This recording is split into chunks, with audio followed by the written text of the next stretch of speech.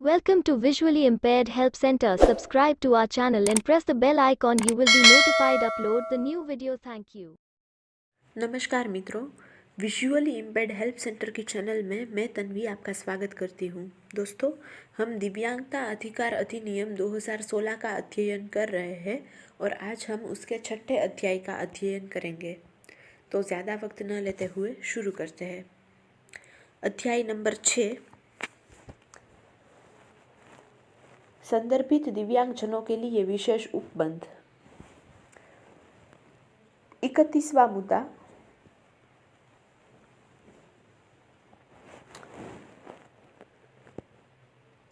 31 संदर्भित दिव्यांग बालकों को निःशुल्क शिक्षा।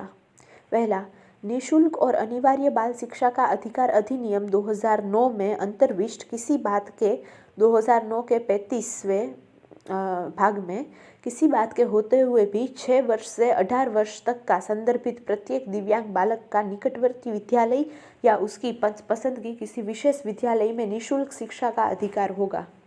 दूसरा, समुचित सरकार और स्थानीय प्राधिकारी यह सुनिश्चित करेंगे कि संदर्भित प्रत्येक दिव्यांग बालक को 18 वर्ष की आयु प्राप्त होने तक समुचित वातावरण में निःशुल्क शिक्षा की पहुंच हो। 32वां, उच्च शिक्षा संस्थाओं में आरक्षण। पहला मुद्दा, उच्च शिक्षा की सभी सरकारी संस्थाएं और सरकार से सहायता प्राप्त कर रही अन्य शिक्षा की संस्थाएं संदर्भित दिव्यांगजनों के लिए कम से कम 5% स्थानों को आरक्षित रखेगी। दूसरा, उच्च शिक्षा संस्थाओं में प्रवेश के लिए संदर्भित दिव्यांगजनों को ऊपरी आयु सीमा में 5 वर्ष तक शिथिलता दी जाएगी। 33वां मुद्दा, आरक्षण के लिए पदों की पहचान।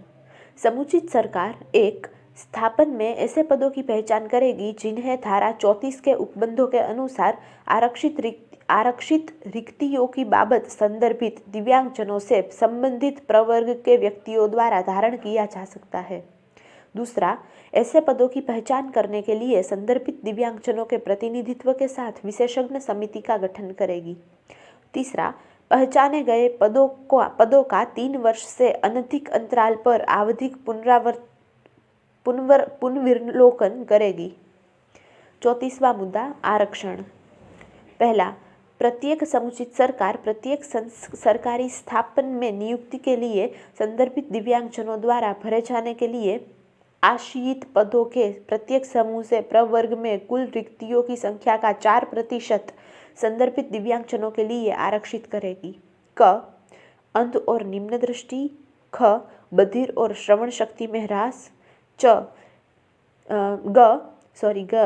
चलन दिव्यांगता जिसके अंतर्गत प्रमस्तिष्क घात, रोगमुक्त, कुष्ठ, बोनापन, तेजाब आक्रमण के पीड़ित और पेशीय दुष्पोषण भी है। ख, स्वपरायणता, बौद्धिक दिव्यांगता, विशिष्ट अधिगम दिव्यांगता और मानसिक रुग्णता।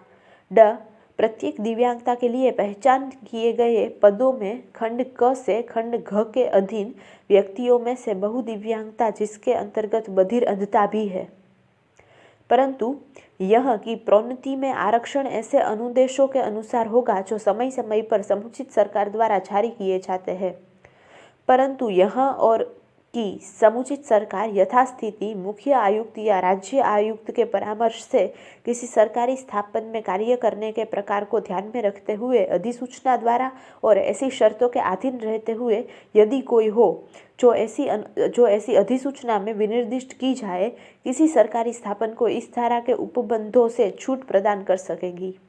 दूसरा मुद्दा,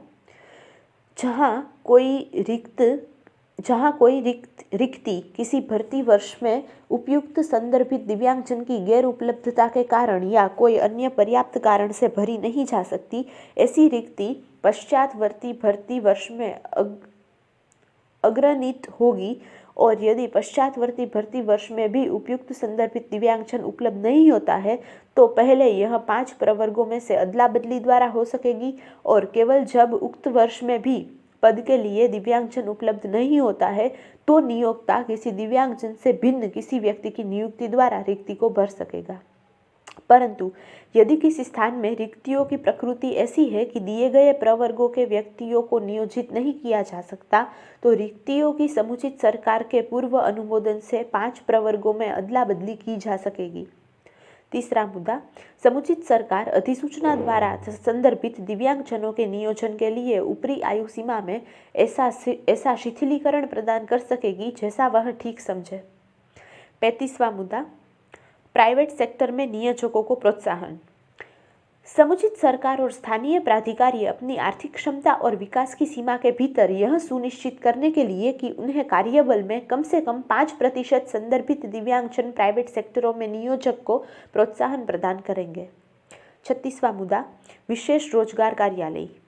समुचित सरकार अधिसूचना द्वारा यह अपेक्षा कर सकेगी कि ऐसी तारीख से प्रत्येक स्थापन में नियोजक दिव्यांगजनों के लिए नियत ऐसी रिक्तियों के संबंध में जो केंद्रीय सरकार द्वारा विहित की जाए, जो उस स्थापन में हुई है या होने वाली है, ऐसे विशेष रोजगार कार्यालय को जो केंद्रीय सरकार द्वारा अधिसूचित किया जाए ऐसी जानकारी या विवरणी भेजेगी और स्थापन उस पर ऐसी अध्यपेक्षा का पालन करेगी। 37वां मुद्दा, विशेष स्कीमें और विकास कार्यक्रम। समुचित सरकार और स्थानीय प्राधिकारी अधिसूचना द्वारा संदर्भित दिव्यांगजन के पक्ष में निम्नलिखित उपबंध करने के लिए स्कीमें बनाएंगे। क, संदर्भित दिव्यांग स्त्रियों की समुचित पूर्विकता के साथ सभी सुसंगत स्कीमों और विकास कार्यक्रमों में कृषि भूमि और आवासन के आवंटन में 5% आरक्षण। ख, संदर्भित दिव्यांग स्त्रियों की पूर्विकता के साथ सभी निर्धनता उपशमन और विभिन्न विकासशील स्कीमों पर 5% आरक्षण। और ग, रियायती दर पर भूमि के आवंटन के 5% आरक्षण जहां ऐसी भूमि का उपयोग आवासन, आश्रय, उपजीविका के गठन, कारोबार, उद्यम, आमोद प्रमोद केंद्र, उत्पादन केंद्रों के संवर्धन के प्रयोजन के लिए किया जाता है। तो मित्रों, यहाँ पर हमारा 6वां अध्याय समाप्त होता है। अब हम पढ़ेंगे 7वां अध्याय। तो अभी देखते हैं अध्याय 7, उच्च सहायता की आवश्यकताओं वाले दिव्यांगजनों के लिए विशेष उपबंध। 38वां मुद्दा, उच्च सहायता की आवश्यकता वाले दिव्यांगजनों के लिए विशेष उपबंध।